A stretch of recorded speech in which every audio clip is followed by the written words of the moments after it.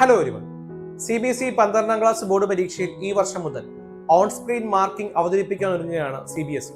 എന്താണ് ഈ on screen marking എന്നല്ലേ?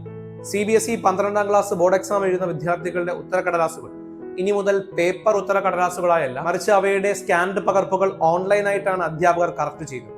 ടോട്ടൽ മാർക്ക് കൂട്ടുന്നതിനുള്ള തെറ്റുകൾ കുറയ്ക്കാനും അതുപോലെ മാനുവൽ ഇന്റർവെൻഷൻ കുറയ്ക്കാനും ഒക്കെ ആയിട്ടാണ് CBSE ഇതിലൂടെ ലക്ഷ്യമിടുന്നത്. അധ്യാപകരുടെ കാര്യമെടുക്കുമ്പോൾ ഗ്ലോബൽ ലെവലായിട്ട് ഒരുപാട് അധ്യാപകരെ കൂടി ഈ പേപ്പർ കറക്ഷൻ പ്രോസസ്സിലേക്ക് ഉൾപ്പെടുത്താനാകുമെന്ന് CBSE ലക്ഷ്യമിടുന്നുണ്ട്.